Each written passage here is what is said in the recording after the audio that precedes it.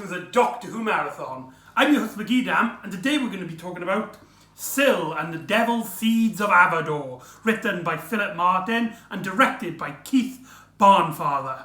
This is a 2019 straight-to-DVD film released by Real Time Pictures. The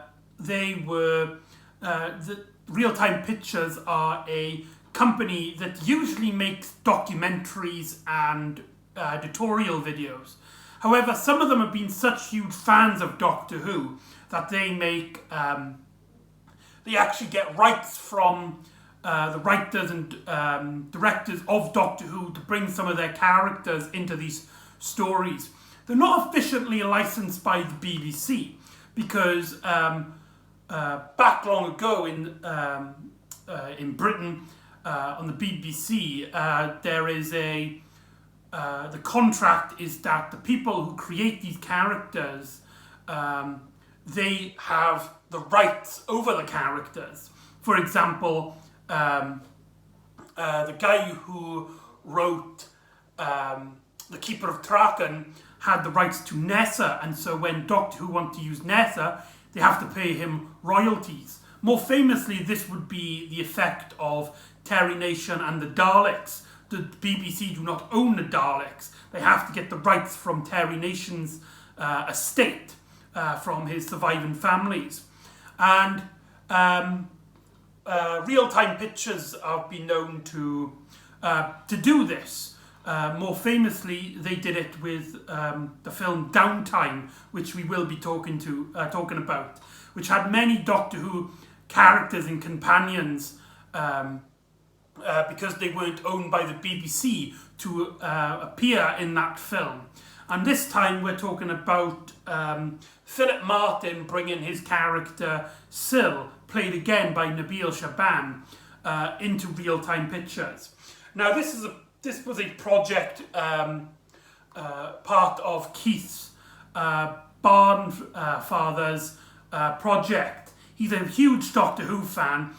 He's usually known for producing all these films. He's also been a director of some of them, including this one. More famously, his first actual Doctor Who project in any way, shape or form is that he's the director of Doctor in Distress's music video. So that all ties it all in together of the 80s Doctor Who. And obviously this has Syl in it, and so I've decided to put it here because it's right after his last appearance, as we know in the Doctor Who stories, the antidote to Oblivion. So yeah, that's what I want to talk about, setting this up. This is the official DVD cover by Real Time Pictures. It looks really stunning there, actually. I actually really like the thing. But I've also printed out my own DVD cover. Now ready? Ha! There you go. How cool is that? This cover I actually made myself because nobody has ever thought the idea of doing covers like this for these. So I designed this all myself. I used an official promotional image for the thing, although I had to get rid of it because there was some text on the moon. And I got this I made this, the bit of the Syl. It looks a bit cheap. I wish I could have used the logo that was used on the official poster of it. I remember hearing about this story. I was really looking forward to this. By when this was made, Real Time Pictures hadn't made a film since, I believe the last one was in 2013. A special one-off to celebrate the 50th anniversary of Doctor Who by featuring the witch from the Daemons, and made like a short film with her. So that's the front of it. That's the spine, if anyone is interested. How cool is that? Oh, look, it says Sill. And here is the back. You can tell just by looking at it, it's one of mine. There you go. So, because Real Time Pictures is a very tiny company, they literally have like no budget. Philip Martin decided to make it easier on everybody to just do a very simple courtroom drama.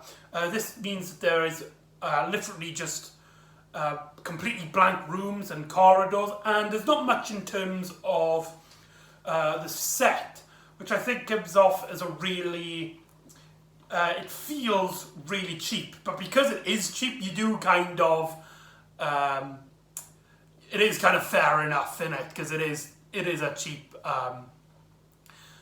production in terms of making a film or TV show like this. Despite this being released straight to DVD, it actually is in 4 parts, separated into 4 episodes, which I found really strange. It works for Doctor Who when it's with the classic DVDs, because now when you because they were aired as episodes, and then when you bundle them up, it's like one big adventure. But here, it's very strange. But anyway, onto the actual plot.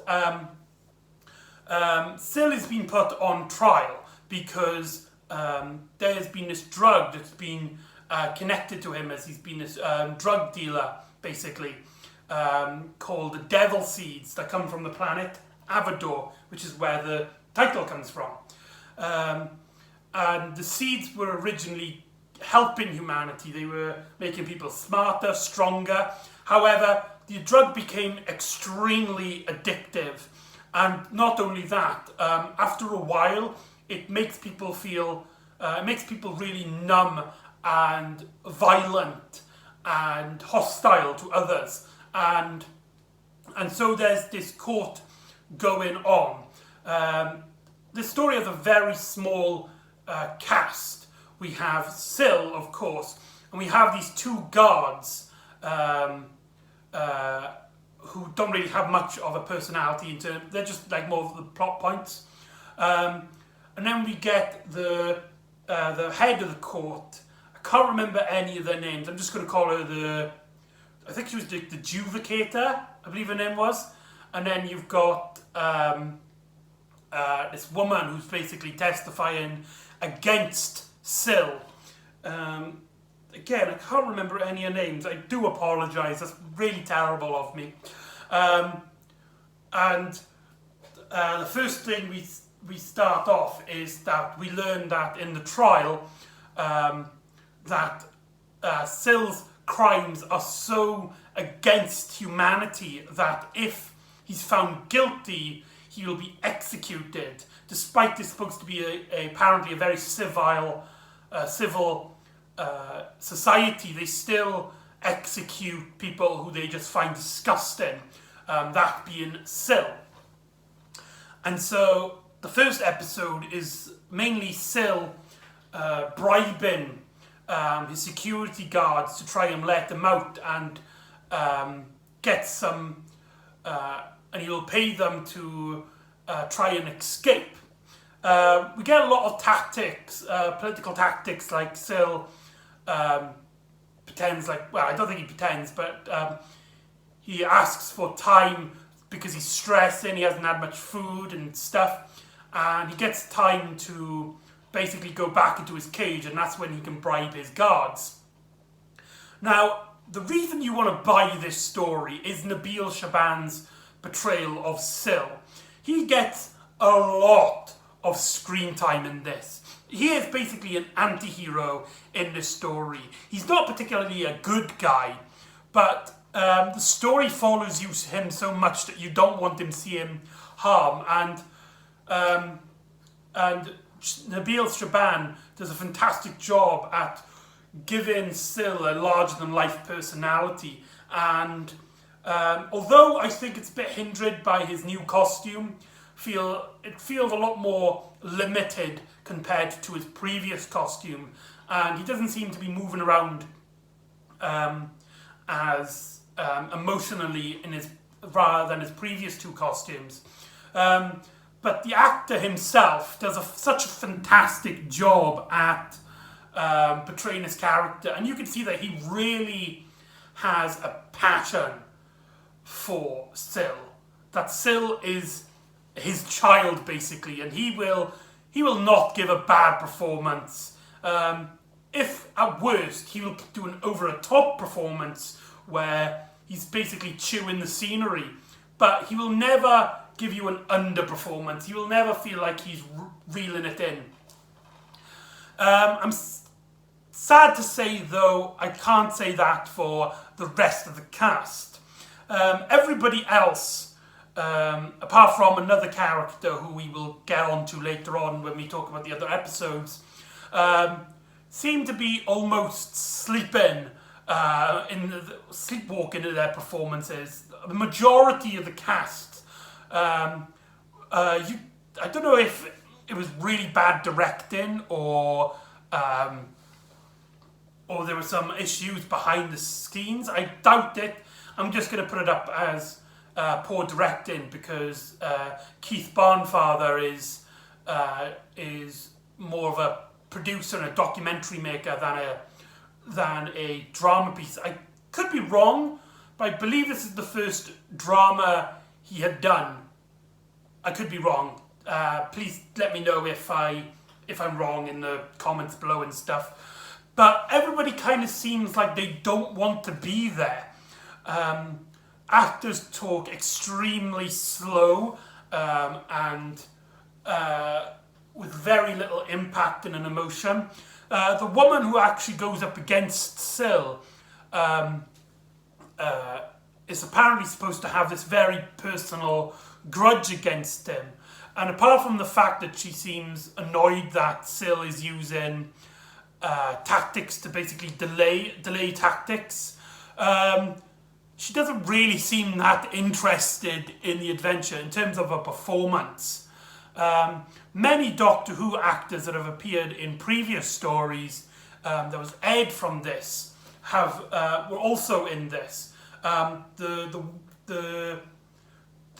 Judicator is the old woman in The Curse of Fendrick, and the woman going up against Syl is actually one of Ace's friends from Survival. So that's some really cool Doctor Who connections, and I think their casting them in these stories does kind of work. Not that they worked in the story, like I said, as they did struggle, but picking them, I think this is important to note, choosing them as actors really works because their appearances were so short in their thing, and Doctor Who is known for repeating actors.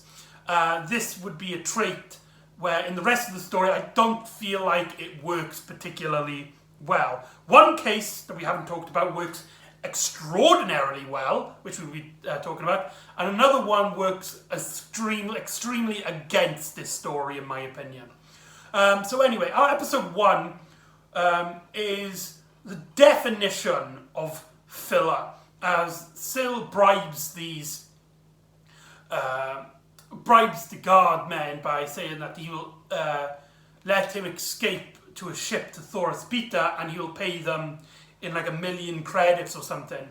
And we get a scene where a majority then of the scenes in episode 1 is them going around the sets and the corridors, and they get to an elevator and they ask for the money and they get the money. And right after that, it turns out that these guards were actually taking him straight to the court. They planned against Syl. They weren't working against the court. They weren't working for him at all. And you might think, right, that's a great cliffhanger that in episode 1, Syl gets taken back to the court, because now he is shown that he is guilty. He's slimed himself out. He's trying to, like, he's almost there, he's very close, but now that he's been caught, basically proves that he's guilty. Yeah? The problem is, and what makes this scene, the first episode, extremely, again, I hate using the word because a lot of people identify filler strictly meaning bad, but I think this is a case where it's filler and it's bad because it doesn't help with the plot it's telling, because right after that, in part 2, the effects of him trying to escape has very little impact on the story. Everyone acts, apart from really the woman against him, stating that let it be known that this is clearly a sign of guilt. And she's like, this can't be serious, you continue in with this. But then it's like, we got to take this court seriously with the right procedure. And that's the last you hear of it. That's all you get concerned of it. So that's a very weak.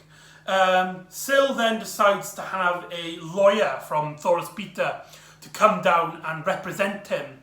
And we get another bit where the court is delayed for the story. This would be a massive issue in this story. A lot of scenes feel like we go to the court only for Syl to act up and have the court then turned to pause for a moment. A courtroom drama isn't supposed to work like this. Yes, we get scenes where people must ask for pause to leave so that they can gain up evidence and think about it. But when this is clearly a tactic to stall time, and you constantly pull it off, it does become kind of tiresome. It also doesn't help that really the court is a very bland and basic plot. What makes court scenes dramas work is that you can't just fight yourself out of it. You can't beat up the bad guy and thing. You've got to reason with people. You've got to bring out evidence. You've got to prove that you are the right one. And the drama, the dynamic, the dilemma is trying to prove that you are in the right, to show that you are morally obedient, and especially in a story where the main character isn't particularly a hero, but like an anti-hero. He's not someone you're not supposed to be really rooting for. This should be a great setup for some great drama and some great thing, because we know he's a villain. We know that he's a horrible person. So how is he going to get out of this one? How is he supposed to get the hero of the story? Because where he's the one that we follow, he's the protagonist then. But the plot itself really doesn't help, because the story always kind of feels like you have like a we might take your leads, we might not. It has that feeling of disinterest to the dilemma. There's this whole conspiracy that the court are trying to set up, the fact that they basically just want Syl's head, that they're not giving him a fair trial. But the way it's set up and the way how unbelievably slow the story is written, it really stops any sort of momentum and really makes you like, he's having the most fairest trial I've ever seen. How in the hell is he? Is this story even like a bit interesting? But here we get to one of the bits I actually really like about this story. Somebody from Thoris Peter, a humanoid, gets transported to this moon colony. I forgot to mention, this is a moon prison colony. it's only really important for like the intro, which shows the moon and stuff, but it's it's nothing. And Syl is like, how dare you? I asked for one of my own people. This is a disgrace to Lord Kith himself. And then this person is like, Syl, I am Lord Kith.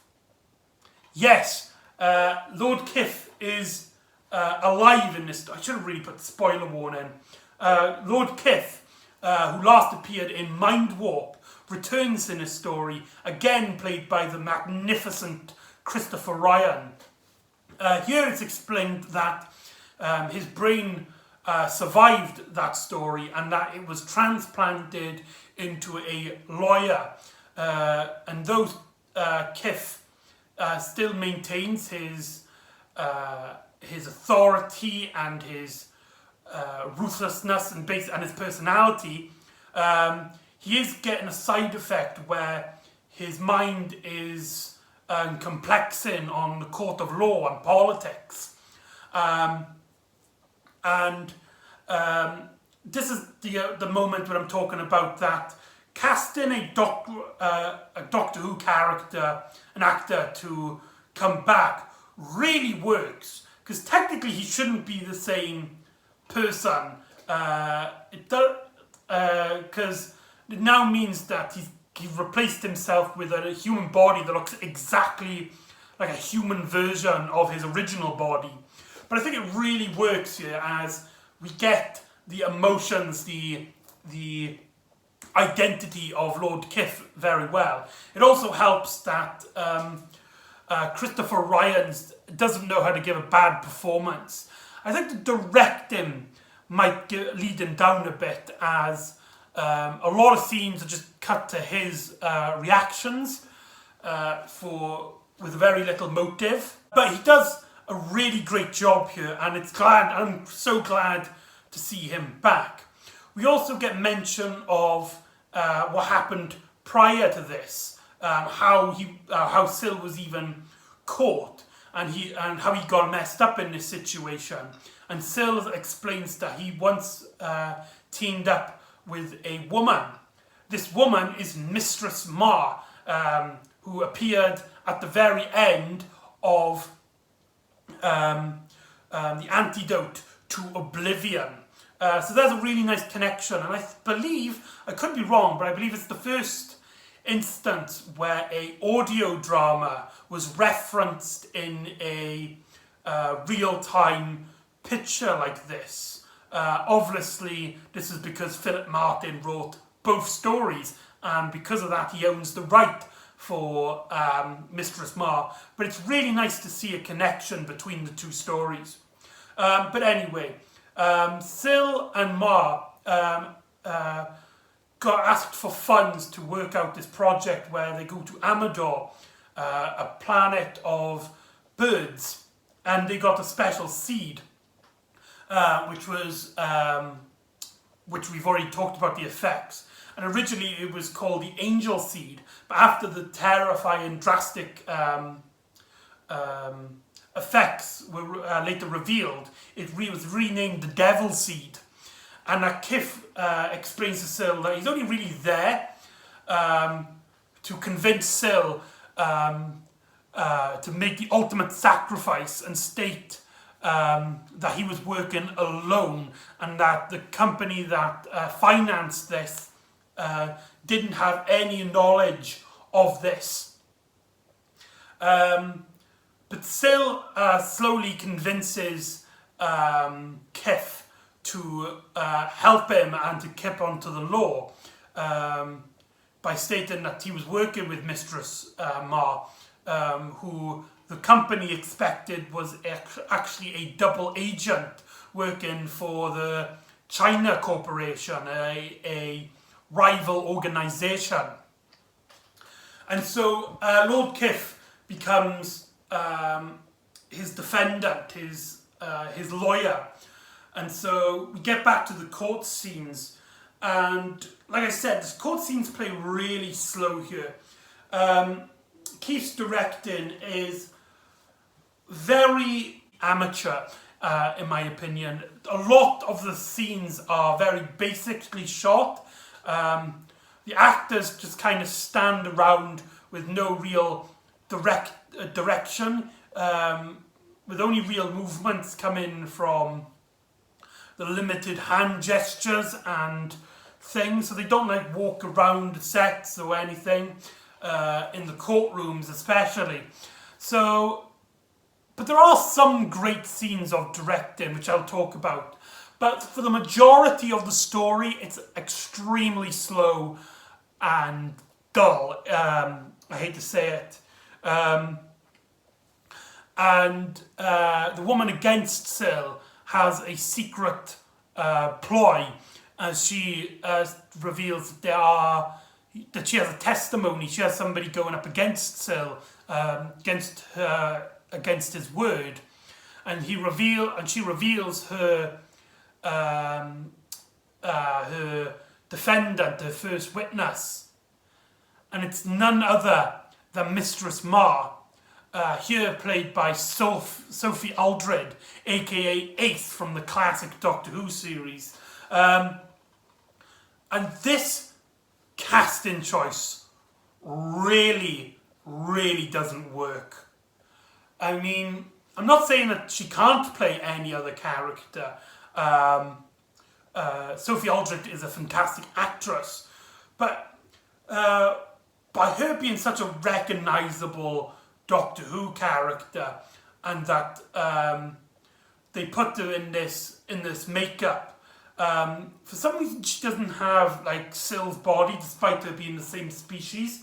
A lot of people who review this story, I find, have misinterpreted it and thought that she was supposed to be a draconian.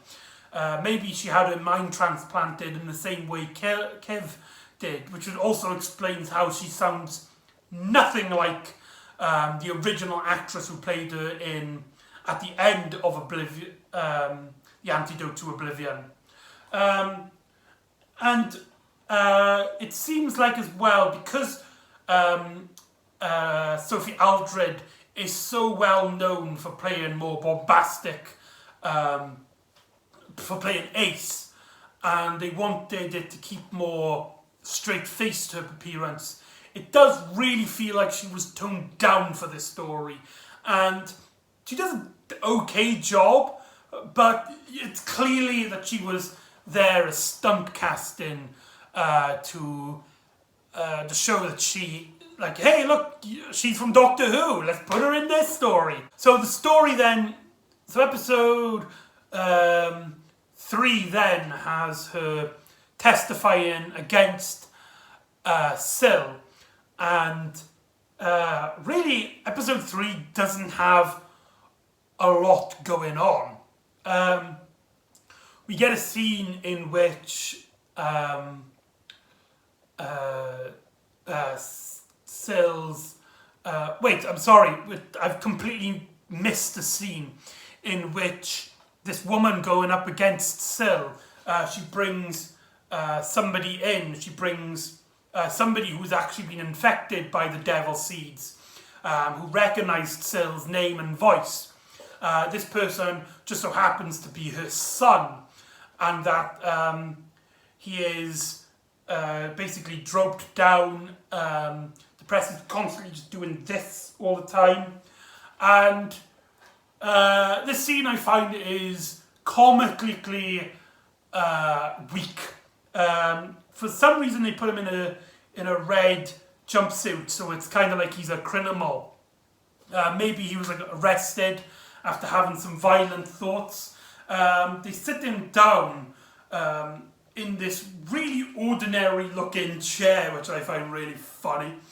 And again, the performances don't really add up to much. And despite it being, again, more evidence that Sil is guilty, the adjudicator takes up against the woman that the trial isn't being organised properly, so make sure that the next evidence you give is much more formal, much more thing. And that's when Lady Ma comes in. And they state that, and they basically, she says that she was working to get this seed, and that Syl wanted to basically get people addicted to it. That they knew about it, and despite her protests, Syl wanted to get people addicted on it. Syl goes up against her and basically says it's the other way around, that she was saying this thing and not him. Completely changing his story, which again proves that he's lying, making such a tactical error, which, like I said, just doesn't really work. Episode 3 doesn't actually have a lot going on. They state that they actually have a drug which makes people tell the truth, and that and they put it at like a time cost, as we see Ma and Syl's names get basically picked out, and Syl gets chosen to take the drug. We get then a scene, and I really don't understand this bit. It just makes no lick of sense. It baffles me. It's kind of really funny in a way. Syl asks that Lady Ma bathe him because he's a I can't remember his name at the moment. The species, and they need to be like moisturized constantly. Why he would ask her out of anybody? I mean, she just went up against him and proved that, you know, that she's not trustworthy, and she agrees, and she cleans Syl in a very provocative scene, which I just have to laugh, where you see bloody Sophie Aldred's mother, Nabil Shaban, with sponges, and Syl's just like really enjoying it. It puts a lot of suggestions into people's mind. I think that was the idea, though. I think that was the intention. And she states that you were going to tell them that you're going to tell them everything apart from the fact that she was involved, and that you're going to blame it on the bird people who would take it down. She kind of puts Syl to sleep, and she's about to actually kill him at one point, but the guards interrupt her, and she then leaves the room. Syl then wakes up and kind of realises that she was planning on killing him. And then we get a scene of Lord Kiff basically stating, it's like, don't worry, we found an antidote to this truth serum. I've given you some marshmallows, which is the food that Syl eats. Eat these, and if and it was nice knowing you. And then he leaves. And Syl kind of works out, or he thinks anyway, that Lord Kiff is actually trying to poison him to try and save his own skin and the company that he represents. And we get probably everybody who's seen this, or at least a majority of people, whether you like the story or not, really love this scene and think it's well directed, well acted and everything. And I actually have to agree, this is one of the few moments that I actually really enjoy in the story, as Syl basically works out that, or at least he suspects that Kiff is poisoning him, and he's basically confronted. It's like, what does he do? Does he let the truth serum take him and babble out, and he will going to tell the truth, and that he's going to give everything up and he's going to die? Or is he going to drink this, probably poison and kill him, or there's a small chance that Kif is actually his friend in all this and is helping him, and is actually true that this poison is. And this scene goes on for a long time, and there is no cuts. And every time Syl gets really intense, really stressed about it, the camera moves up forward. And every time he's like, actually, I don't know, the camera pounds back, giving him some space. There's even a bit where he's so confronted about this that he actually looks up to the sky and prays to his God, please help me. And the camera actually pans up, making him look like a really small figure looking up to the heavens. And that's a really great scene, and it lasts for about 5 minutes, and it's a really greatly intense scene as you don't know what's going to happen. Will he drink it or won't he? Is Kif telling the truth, or is Kif lying to save his own skin? What does he do? There's no way he's going to get out of this. And that's actually leading up to part 4, the final story. And to brush the plot, essentially, he takes the truth serum and he babbles on about how the bird people actually hated humans because their mistreatment of birds on their own planet of Earth, and that when they learned that this drug was actually extremely dangerous to humans, they actually let Syl sell it to Earth in an act of revenge. Syl also blumbers on about how the company knew about this and assets, and Syl also explains that he's not going to die. He's not going to face justice, as he's going to run up for presidency, and that he's going to, with this company's help, because they don't want him to think, he's going to let them fund him, his campaign, and that when he's the ruler then he can make more jobs for people, he can make this society a much more economically friendly environment, which kind of puts a massive turn of events. And really only episode 4 in terms of plot is the end of episode 3 and episode 4 is only really when the plot gets good, as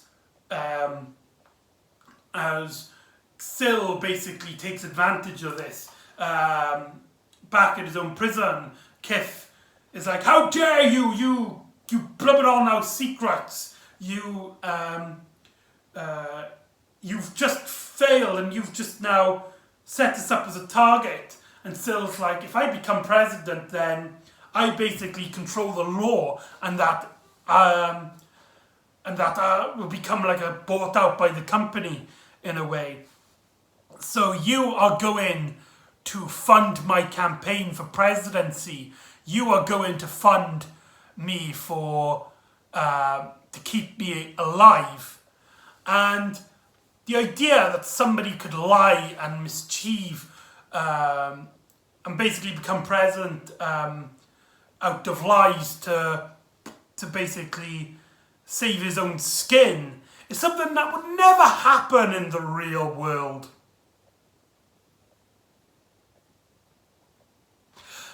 But yeah, and the issue with this is the story just kind of ends with no real conclusion. It's later stated it's like the jury is like, okay, we've made up our verdict. Syl, you will be paying, if you don't become president, you'll have to pay this massive fine, and the company will have to pay a massive fine for all this drug induced and all the harm that it's done to the people. But if you become the president, then obviously you rule the planet. And the court just kind of ends with no conclusion, leaving it on a kind of cliffhanger on whether Sil will become president or not. And yeah, it's a very strange and abrupt ending, which doesn't feel as satisfying or great at all. It just like, you're just kind of like, okay, ready for the next episode. Wait, there is no other episode? That's it?